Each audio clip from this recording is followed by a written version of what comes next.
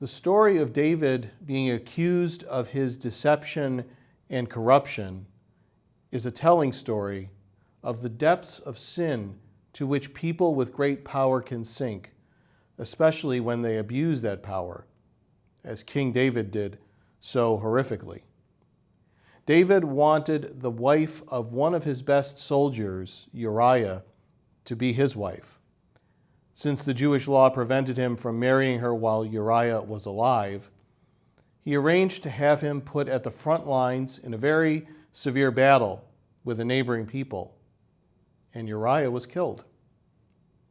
That's why in the first reading, the prophet Nathan confronts him with the parable of the poor man's lamb and condemns him for overlooking his own terrible misdeeds when David sides with the poor man's plight.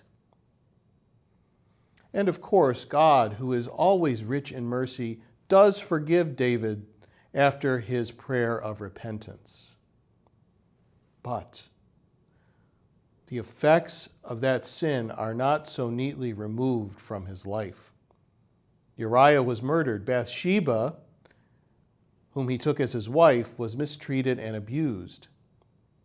And David's son with Bathsheba fell ill. Who knows?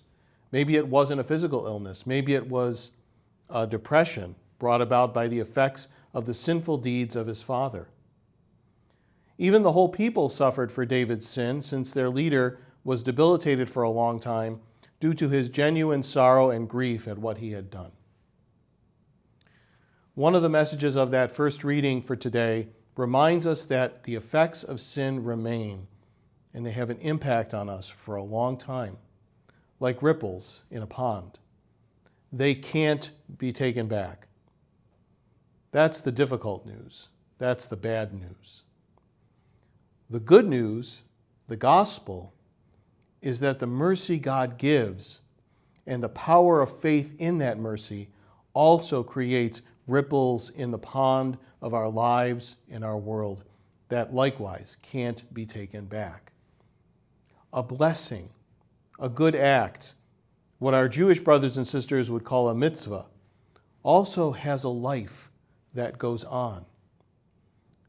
In the gospel story of the disciples on the stormy Sea of Galilee, Jesus brings the calm they need into the moment when they are most desperate, most fearful, when they start to lose faith.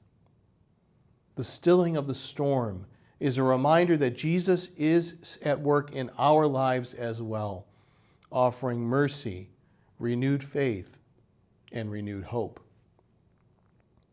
Like those first disciples who were transformed by seeing Jesus bring the calm and peace that only he can bring, we are reminded that Jesus' saving action in our lives has an impact in those lives that is destined to go on and on as well, both in our own lives, those of others, in this life, and in the one to come. These are good reminders in our society where many think their personal actions, for good or for ill, have no impact to the lives of others and to the world. Today's readings beg to differ and invite us to be more attentive and aware of how our lives might produce less ripples of sin, hurt, and brokenness in our world, and instead produce ripples of grace, joy, and peace through our faith in the power and mercy of Jesus. Let's all pray for this insight for ourselves and those who are close to us. God give you peace.